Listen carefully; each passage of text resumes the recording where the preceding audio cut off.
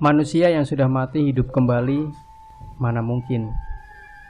Berangkat dari pertanyaan inilah, aku ikut serta dalam ritual penangkapan hantu kuburan Talanggayau, tempat di mana hantu Zaskia sering maujud dan menakut-nakuti warga. Pada suatu hari, Kamis Pon 13 Januari 1990, pukul 18.40 waktu Indonesia Barat, anak bungsu almarhumah Zaskia, Herman, yang baru berumur 10 tahun, dikejutkan oleh kehadiran ibunya yang sudah 3 bulan meninggal. Saat itu Herman sedang menonton TV di ruang depan rumahnya di tebing Giling, Ogan Ilir, Sumatera Selatan. Di saat asik menonton televisi, Herman melihat kemunculan ibunya yang tiba-tiba dan mematikan TV yang sedang dia tonton. Di luar kesadaran bahwa ibunya sudah meninggal, Herman berteriak kepada ibunya, "Mama, jangan matikan televisi, aku lagi nonton nih." Pekik Herman polos. Dalam hitungan detik, ibunya yang menggunakan baju kebaya hitam yang biasa dikenakan di saat masih hidup itu menghilang entah kemana. Ayahnya yang baru saja usai ambil wudhu untuk sembahyang maghrib kaget mendengar Herman memanggil namanya. "Kamu barusan kenapa, Her? Kamu memanggil mama dan meminta mama tidak mematikan TV?" tanya sang ayah. Setelah dijawab iya oleh Herman, kagetlah si ayah, sebab Herman benar-benar melihat ibunya yang sudah meninggal datang lagi dan mematikan TV. Ibu memakai baju kebaya warna hitam dan sarung warna coklat yang biasa dipakainya di waktu masih hidup, cerita Herman. Mulanya Ardan, ayah Herman, mengira anaknya mengigau atau si bungsu sedang berhalusinasi karena sedang merindukan ibunya. Tapi habis sholat maghrib, Ardan dikejutkan lagi oleh kelebat hitam di ruang sembahyang. Setelah diperhatikannya dengan seksama, kelebat itu ternyata sosok Zaskia, almarhumah istrinya yang telah memberinya 3 anak. "Oh Tuhan, bukankah itu Zaskia?" batin Ardan. Ardan segera menghambur ke ruang belakang di mana istrinya itu melesat. Sesampainya di lorong menuju dapur, Ardan melihat telak wajah istrinya yang tegak menghadap ke arahnya dengan wajah pucat, berbola mata warna putih semuanya. Zaskia memakai kebaya warna hitam dan sarung coklat kesukaannya ketika masih hidup. "Zaskia, kamukah itu?" tanya Ardan. Karena sudah menjadi hantu, Zaskia tidak menjawab sepatah kata pun. Dalam hitungan detik setelah ditanya, sosok Zaskia pun menghilang keluar jendela yang belum terkunci. "Zaskia, Zaskia, kemana kamu?" Imbu Ardan makin penasaran.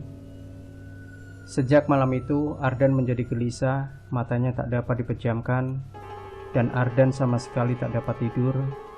Jantungnya mulai goyah dan batinnya pun resah. Perasaan pun tiba-tiba menjadi gamang. Pikirannya jauh menerawang ke sosok istri yang sangat dicintainya itu. Juga pada kenangan indah saat terakhir kali dia berdua istrinya di Sungai Musi dengan speedboat berdua. Batin Ardan, mana mungkin Zaskia yang sudah mati bisa hidup kembali dan menjadi hantu seperti itu. Sebelum pertanyaan itu terjawab olehnya sendiri, Ardan disentak oleh cerita Nyonya Hamid, tetangga sebelah selatan rumahnya. Ardan segera beranjak keluar rumah dan bertanya pada Nyonya Hamid. Nyonya Hamid tersungkur di lantai bawah rumahnya dan seperti orang trans. "Kenapa, Bu?" tanya Ardan gelagapan. Karena masih trans, Nyonya Hamid tidak dapat menjawab pertanyaan Ardan. Tapi mata istri Hamid itu melotot ke arah Ardan seperti mau marah. Setelah minum air putih yang dibaca-baca oleh Hamid suaminya, ibu muda itu pun akhirnya sadar. Dalam sadarnya dia bercerita bahwa baru saja dia dicekik oleh Zaskia, almarhumah yang sudah 3 bulan lalu dikubur. "Istri Bapak hidup lagi, dan dengan jelas saya lihat wajahnya.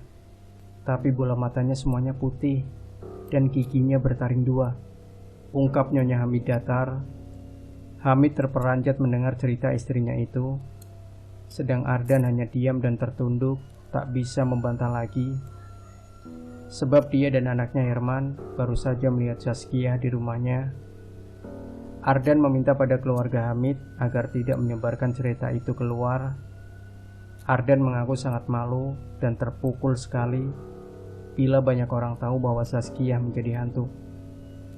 Bagi manusia baik-baik, terutama Ardan yang rajin sekali ke masjid, akan sangat terpukul bila warga mengetahui almarhumah istrinya menjadi hantu. Bukan cuma saya, tetapi anak-anak saya akan terpukul dan malu oleh aib ini. Tolonglah simpanlah cerita ini dan jangan sampai keluar. Harap Ardan. Ardan berdalih bahwa setiap manusia yang mati jadi hantu, biasanya orang tersebut saat hidupnya sangat jahat. Selain banyak dosa kepada sesama, dia juga biasanya punya hati busuk ketika hidup, syirik, dengki, iri hati, dan nyinyir. Walau saya sangat mencintainya, tapi saya akui istri saya telah banyak menyakiti hati orang dengan pekerjaannya sebagai pedagang uang. Aku Ardan. Memang Ardan tahu betul tentang tabiat istrinya itu. Ketika hidup, istrinya menjadi lintah darat dan memperdagangkan uang dengan bunga yang besar. Bila pelanggan terlambat bayar, Zaskia tidak segan-segan mengambil benda-benda berharga secara paksa. Bahkan kerap pula melakukan kekerasan bersama pasukan penagih hutangnya yang terdiri dari preman-preman berbadan besar. Selain banyak menyiksa penghutang, Zaskia juga terkenal berani melawan suami, punya hati syirik, dengki, iri, dan mulutnya sangat pedas menyakiti hati orang. Pada saat Zaskia dimakamkan di pemakaman Talanggayau, pelayat sudah curiga bahwa matinya Zaskia tidak sempurna, sebab selain tanahnya sangat kurang untuk menutupi kuburannya, di dalam kuburan juga mengalir air dan berkumpul banyak belatung. Kata orang, bila manusia banyak menyakiti hati orang lain, kuburannya akan sempit dan banyak belatung dan ular di makamnya. Benar saja, setelah 3 bulan dimakamkan, mayat Zaskia bangkit lagi. Setiap sore hari tertentu menjelang adzan maghrib, kuburannya merekah, kemudian mengeluarkan asap putih. Asap itu bergumpal, lalu mewujud seperti sosoknya ketika hidup. Bedanya, kini dia bertaring dan bermata putih tanpa bola mata hitam, dengan wajah yang pucat tidak berdarah. Setiap malam Jumat Kliwon, Selasa Wage, dan Minggu Pon, arwah Zaskia mewujud berkeliling kampung. Bahkan orang-orang yang lalu lalang di jalanan depan rumahnya kerap melihat sosok Zaskia di bawah rumah panggung miliknya. Di dalam kegelapan dan samar-samar malam, sosoknya selalu duduk jongkok menghitung uang di tangannya. Saat senter mengarah kepadanya, matanya akan membelalak dengan warna putih semua. Mulutnya membuka, memperlihatkan taring bagaikan Dracula di film-film horor. Jadi walau Hamid dan istrinya tidak membocorkan kejadian yang mereka alami, karena warga lain melihat sendiri hantu Zaskia, maka menyebarlah kasus bangkit dari kubur itu, menyebar ke seantero kelurahan. Menurut para dukun di wilayah itu, bahwa hantu Zaskia menghitung uang karena semasa hidupnya diperbudak oleh uang. Dia sangat tergila-gila dengan uang, bahkan menjadikan uang seperti Tuhan dalam tanda petik. Zaskia memperdagangkan uang dengan kesadisannya tersendiri. Uang itu diperanak-pinakan dan dibungakan dengan bunga yang mencekik leher. Zaskia menggunakan kesempatan pada orang-orang yang terdesak butuh uang dengan bunga yang teramat besar dan cara penagihan yang menekan orang. Banyak pelanggan yang sakit hati, stres, dan bahkan ada yang sampai mati karena depresi. Maka itulah saat meninggal, Zaskia menjadi hantu. Hantu yang mengerikan dan membuat kampung menjadi angker. Sebagai wartawati bidang supranatural, aku tertarik betul ketika kumpulan paranormal Indralaya melakukan ritual penyempurnaan arwah. Hantu Zaskia akan ditangkap dan dimasukkan ke dalam botol, lalu dilarung ke Sungai Musi dan dihanyutkan ke Laut Selat Bangka, 68 mil laut dari Jembatan Ampera, Kota Palembang. Malam Jumat Kliwon, 18 Maret 1990, dilakukan ritual penangkapan arwah di makam Zaskia di Talanggayau. 5 paranormal asal Indralaya itu memperbolehkan aku meliput. Kusiapkan handycam Sony CCD, juga kodak kamera Nikon FM2 dengan ASA 600, serta kamera TV closed circuit penangkap cahaya berintensitas rendah. Batinku gamang juga saat kelima paranormal itu membakar hiu, mada Turki, kemenyan Arab, dan meletakkan apel jin di pusara Saskia. Mereka berkomat-kamit membaca mantra, sedangkan aku sibuk menepuk nyamuk yang begitu banyak hinggap di tangan dan kakiku. Pas bersamaan dengan suara adzan maghrib dari surau terdekat, tiba-tiba pusara bagian kepala Saskia mereka. Tanah membuka selebar 10 cm dengan dimulai meretak secara alami, dikit demi sedikit.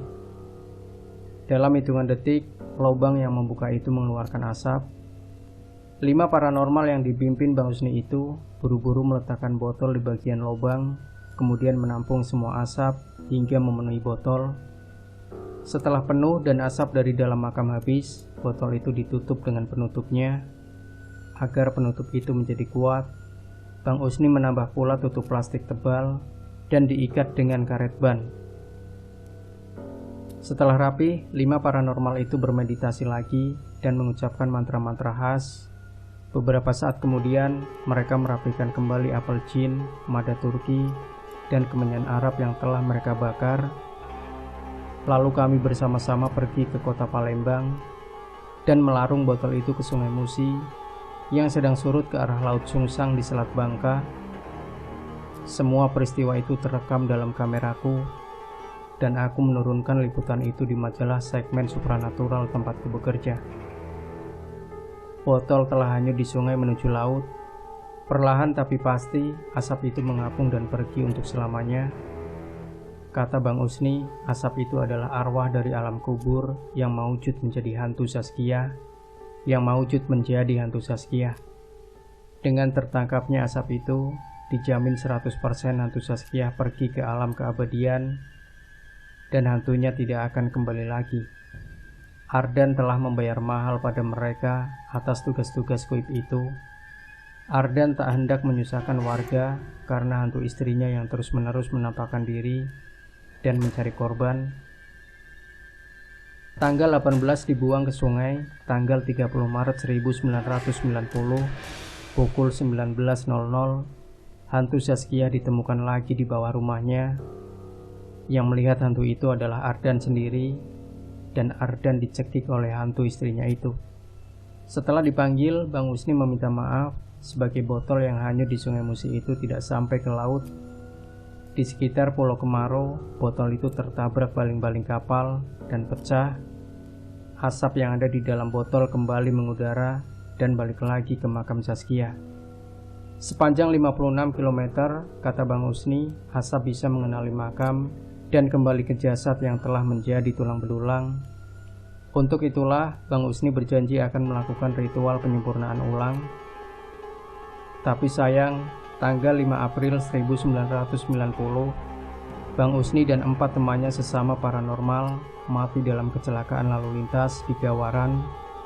Mobil yang mereka tumpangi bertabrakan hebat dengan truk tronton, dan semua penumpang ferry yang disetir Bang Husni mati semua. Ada kabar menyebar bahwa arwah Saskia itu menampakkan diri di depan ferry di Gawaran dan membuat Bang Husni tak dapat mengendalikan setir, lalu menabrak tronton. Info itu didapat dari Hardi, supir tronton yang melihat kelebat wanita berkebaya di depan ferry dan di depan trontonnya. Keterangan itu dikaitkan warga dengan sosok hantu Saskia, di mana dari kebaya hitam dan sarung yang dikenakan merupakan busana khas hantu Saskia yang selama ini nampak. Hingga kini, pekuburan Talanggayau masih sangat ditakuti warga. Bila malam sudah tiba, tidak ada seorang pun yang berani melewati pemakaman yang kini jadi buah bibir itu. Walau sudah banyak ulama, yai dan ustadz yang mendoakan agar arwahnya kembali ke alam barzah, namun hantu Saskia terus-menerus muncul di hari-hari yang telah disebutkan tadi. Hantu Saskia masih berkeliaran keluar dari alam pemakaman yang disebut oleh warga sebagai bangkit dari kubur.